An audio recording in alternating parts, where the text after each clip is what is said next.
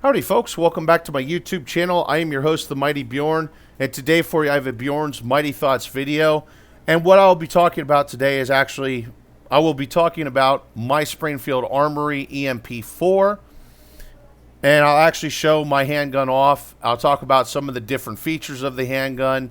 I'll take time and actually do a teardown and a reassembly of the handgun and give you my thoughts on if I think it's actually worth the price tag or not. That being said, let's start off with a little bit of history with the Springfield EMP4. And as you can tell by looking at it, it is a 1911 pattern handgun. Its lineage dates all the way back to John Browning's 1911. That was manufactured by Colt, adopted by the U.S. military. This is actually a World War II style mil-spec M1911 that would be made by Colt. Now, that being said, the pistol was just in time for World War I. It worked great for World War I. It did just fine for the U.S. military. However, that being said, World War II would be coming around the bend, and a lot of pistols would be needed for the U.S. military, and unfortunately, Colt would not be able to keep up with the production numbers. So, what would happen is there would be contracts would be rewarded to other manufacturers.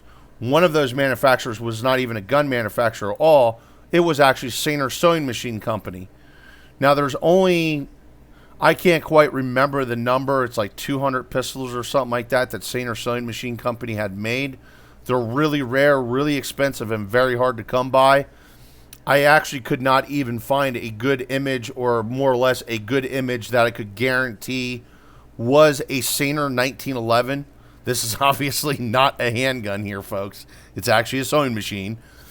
But another company that would also be given contracts to build 1911s during World War II would be Springfield Armory. And this is actually a really good example of a Springfield Armory. Now, once again, Springfield Armory did not produce as many 1911s as Colt did. So at the time, they were a little bit harder to come by. But I'll dive into more of that here in a little bit. As you can see, it's got Springfield Armory stamped on the side of the slide. It's got the Springfield Armory proof mark there by the hammer on the slide. And then it's got another Springfield Armory proof mark on the frame right behind the trigger. And Springfield would actually make quite a few of these handguns. There were mil-spec style handguns. And Springfield Armory still produces the mil-spec 1911s and 45 ACP. That being said, they also make some more modernized mil-spec style handguns, as well as just some more modernized handguns in general in a 1911 pattern. They make quite a few of them. And the Springfield EMP4 is actually one of those handguns that is a more modernized designed 1911. So let me take some time. Let me show you my handgun, what it comes with, the whole 9 yards. We'll do the teardown then, and things of that nature. Now, the first thing I want to point out is it comes with this hard case. Very good hard case, actually. So it's great for transporting the handgun. The case itself does have 2 loops here that you can put a padlock through. So you can actually lock the handgun with a padlock. I keep mine locked up. I don't store it in the case. I transport it in the case, but for this situation here, I figured I would actually take time, show the Springfield Armory case that the gun comes in. All right, so let's open it up here. Let me move my mouse out of the way so it is actually out of the way. So what you have here is you have the foam padding of the handgun. For the handgun. It's got a cutout for the handgun. It's got a cutout for the magazines. Cutout for this little bag, which I'll go over in a little bit. The handgun actually does come with a gun lock and a cleaning rod. Now, the cleaning brush is new. I have not used this. I have a complete big-ass gun cleaning kit. But it's nice, like if I need to go up, if I'm going to go up to camp or something like that, and I'm going to shoot the handgun, I have a cleaning brush. I don't need to bring a whole cleaning kit. You know, a little bit of oil, a little bit of solvent. Clean that right up, right out in the field. Now, behind this foam, you have your owner's manual, which your owner's manual tells you a lot about the handgun. Now, one thing about tearing down the handgun is there's a couple different ways of tearing down the handgun, which, like I said, I'll show you what it is for the EMP4, my version of the EMP4. Here, I'll pull this bag out because this is actually important. So what's in this little bag is there's 2 rods of fiber optic for the front sight. That's just fiber optic rod. You got an Allen key for adjusting the sights. The rear sights do adjust. And then you also have a small L-shaped pin. And I'll get into that here in a little bit of what that pin is for. That pin is actually really important. You definitely don't want to lose that. Then the gun comes with 3 magazines. Let me pull one of these magazines out and I'll show you the magazine quick. And this is actually a 1911 pattern handgun, but it's designed to be a 9mm. It's designed around the 9mm round.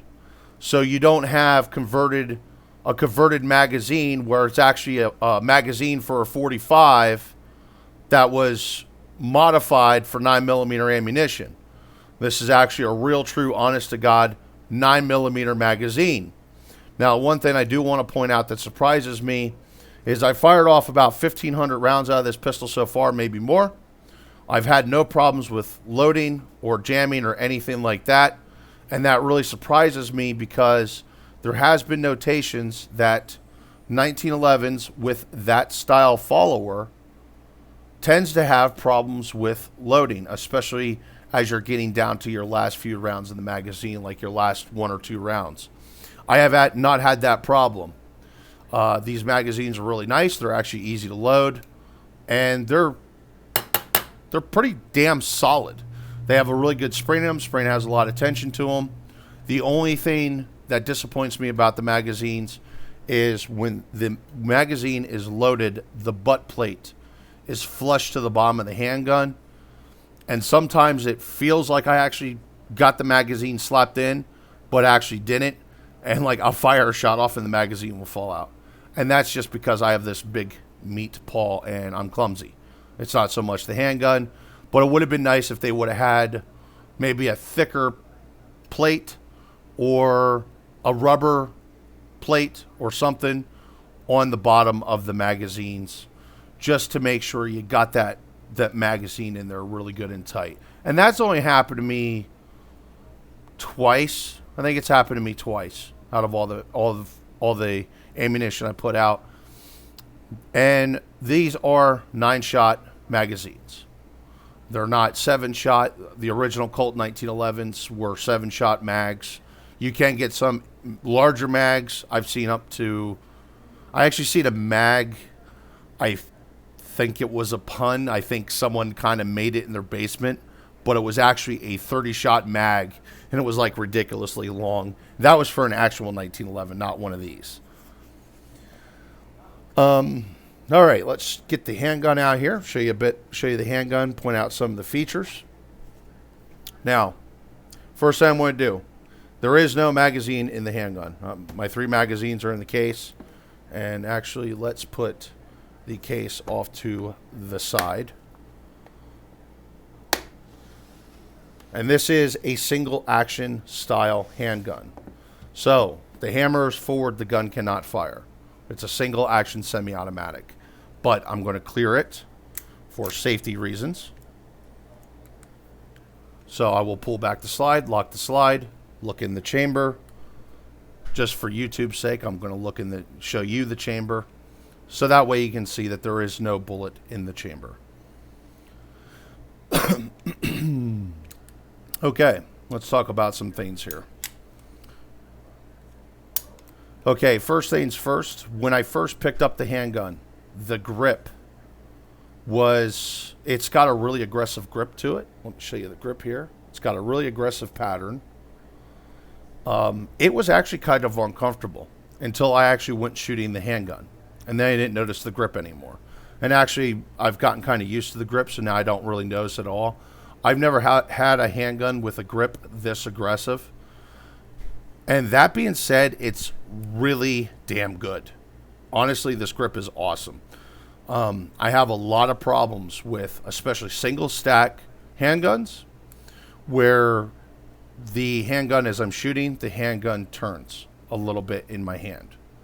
That does not happen here with this. This stays really good in my hand. I don't have to give it a really tight squeeze to feel it.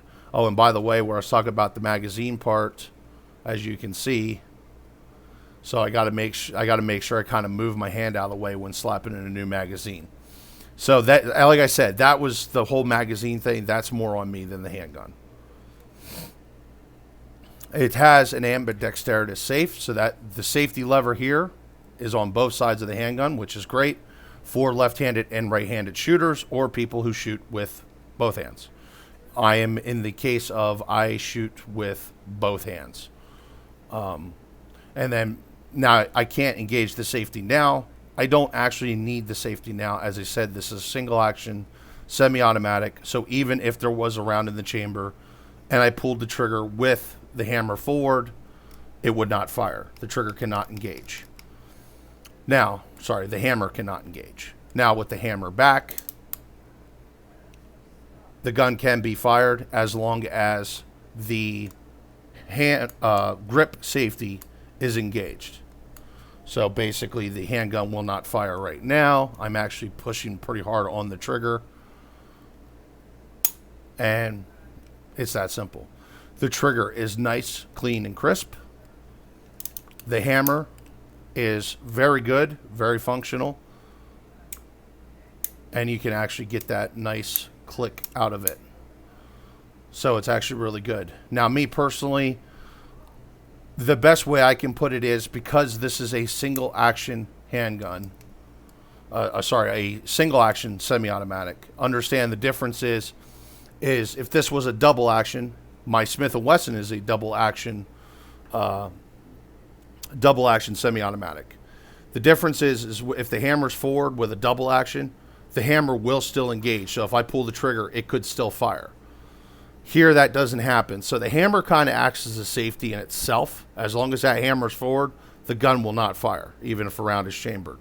Then, of course, if you pull the hammer back, you still have two safeties. You have the grip safety, which I really like grip safeties, to be honest. Not all guns have grip safeties, but I think, honestly, it's a plus if it has a grip safety. It's not one of those that's, in my opinion, required, as long as it's got a good safety lever, which this one does. Got a very nice, comfortable, can be easily actuated with my thumb, with my left or my right hand. I am a right-handed shooter, but I do also shoot with my left hand. Is there anything else about this? About the safety? Nope, there's not really anything else. Now, that being said, there's two different ways it's recommended to carry a handgun like this. One of them is to have a round chambered and the hammer back with the safety on. And then when you have it in your holster, you want nothing engaging this grip safety, which is why you had those old flap. The mil spec 1911s had like a flap holster where it was like a whole flap that went over the handgun itself instead of going around the back of the grip or in this area here.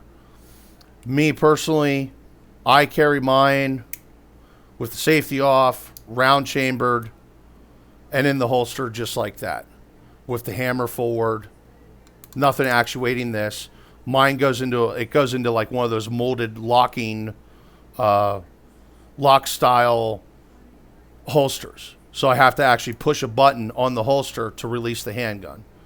But that being said, because I carry it like this, when I do draw the handgun, I got to pull the hammer back, and then it's in battery, ready to fire. Okay, let's do a teardown here. That way you can see a teardown. Now, one other problem I did have with hold on here. Let me explain this. So there's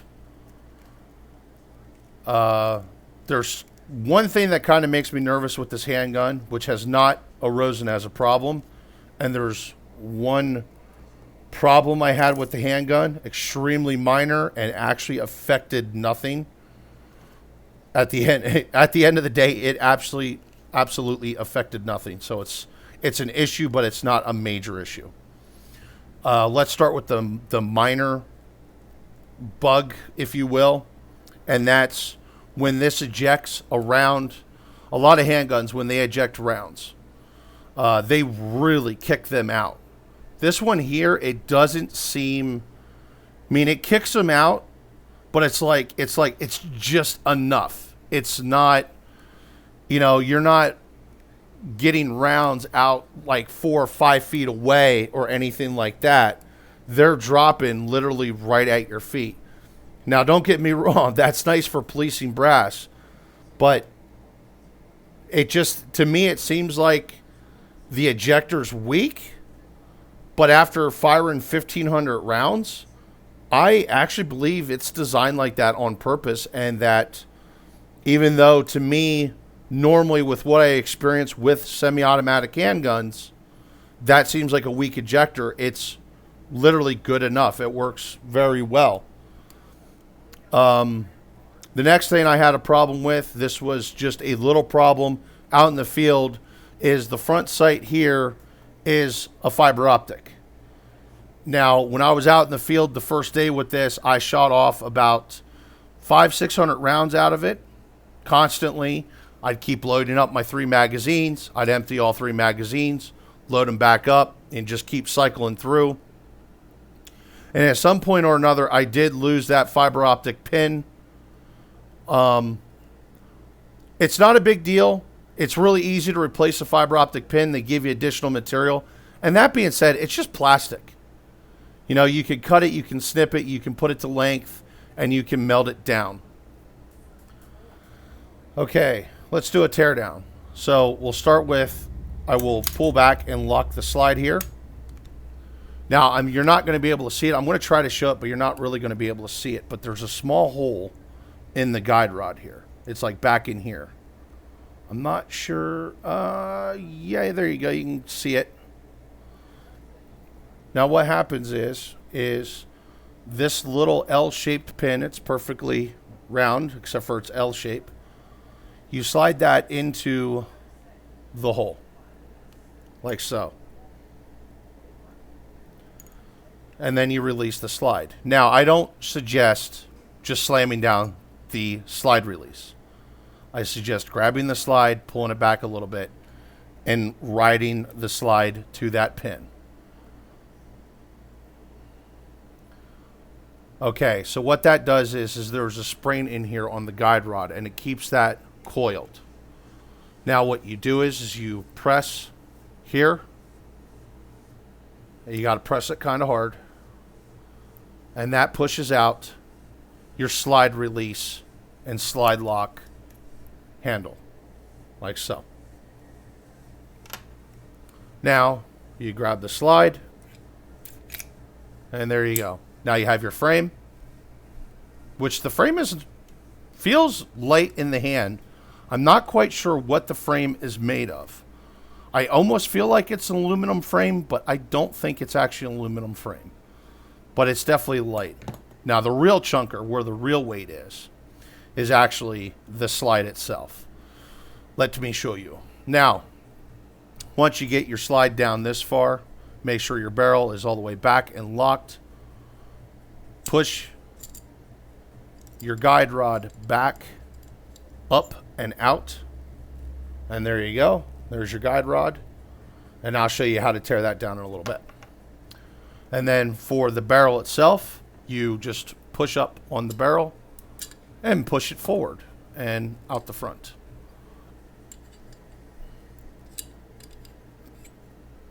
And there you go. Now, even with the barrel gone, even with the spring gone, this thing, the slide, is still a chunker. I'm convinced I could kill a man with this slide. This is a chunker. It is definitely a 1911 slide. That being said, that makes it nice and durable. It's it's a really, really solid slide. But it also, in general, of a handgun this size, this is actually a quite heavy handgun. That being said, it's pretty damn well balanced. And, well, I'm a big boy and I like a heavier handgun. I'm not going to lie.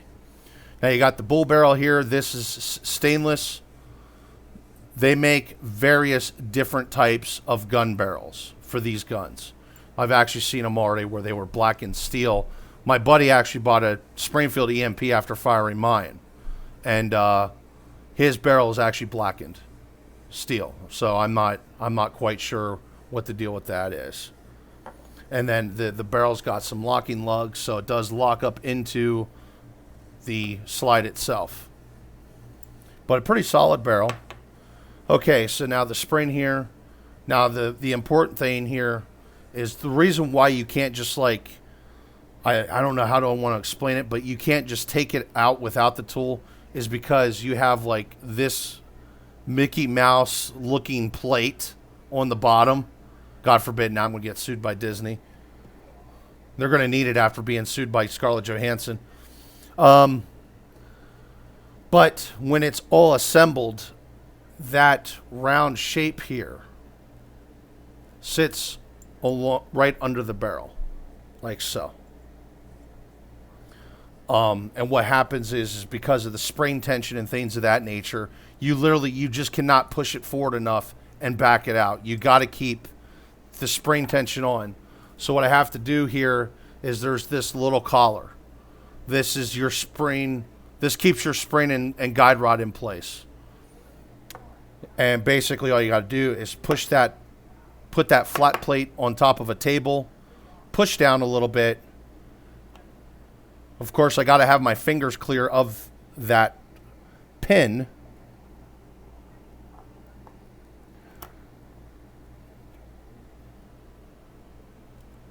Slide the pin out of the hole and slowly, because that is under tension, you don't want to lose this piece. You lose this little collar, this little spring retainer, forget it. You're not getting your handgun reassembled. This is a must piece. So you just let it, slowly up the guide rod. That way you don't lose control of it, and then you can take your spring off the guide rod, and then you have your guide rod. Okay, so let's reassemble it. Let's get the guide rod back on. We'll take the retainer once again, the plate of the guide rod flat on a table, and then you can take your retainer, slide your spring on the guide rod, take your retainer, push down. It helps if you have that little pin in your hand.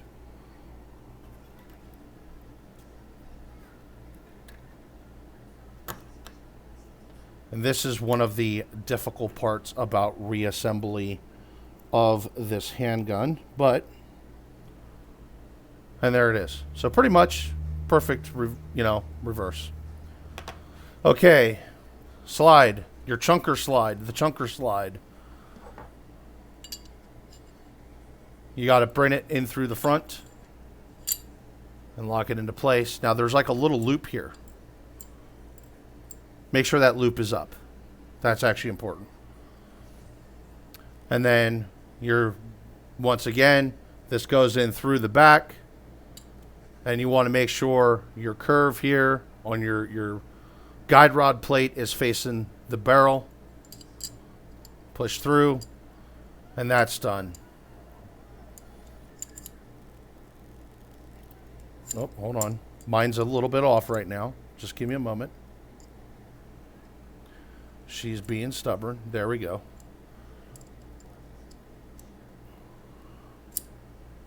And there we go. Now push through.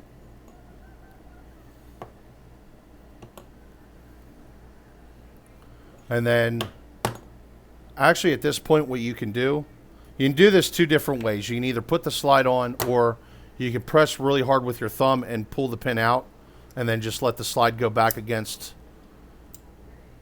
here on the barrel. I'll just take and I'll do it the typical way, the easy way. Maybe not so easy, because you gotta remember not to turn the barrel upside down. Well, your slide upside down while trying to put the slide back on.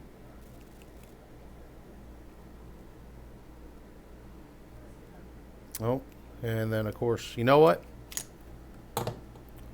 I'll do it my way. Press really hard against the barrel, or the the guide rod, and ride the slide back to where it needs to be. Make sure the guide rod is adjusted into the proper position.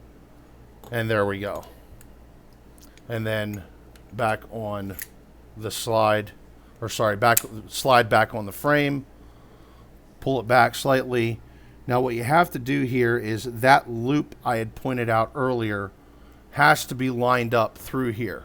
So that way you can get your... Oh my God, I'm having a brain fart. Help me out here, folks. That way you can get your slide lock back in. Which it looks like I have it lined up.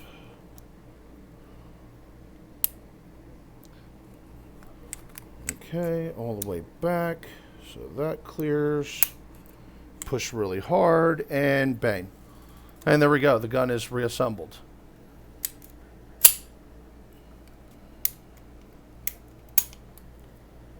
Okay, so there we go. That's the teardown and the assembly of the Springfield I almost said Springfield 1911. That is not the teardown and assembly of a Springfield 1911. That is the teardown and assembly of a Springfield EMP4. There is differences, folks. Now, that being said, when we got this one, it had a $1,200 MSRP.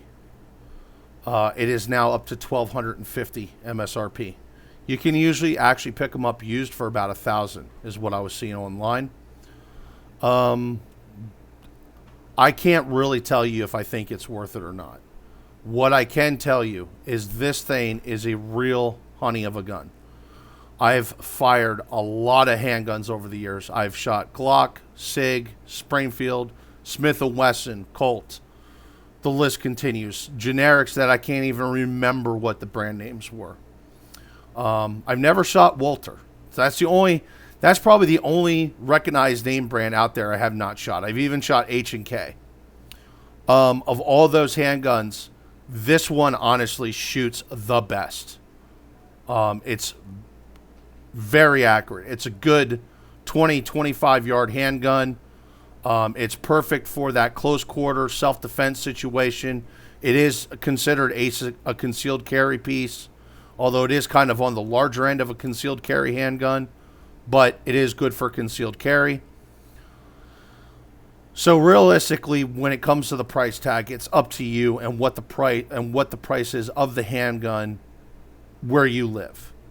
It is a quite expensive handgun. I will tell you right now, I never personally would have bought this because of its price tag. We actually got really lucky. Well, not we. My wife got really lucky. And, we got this thing for practically free.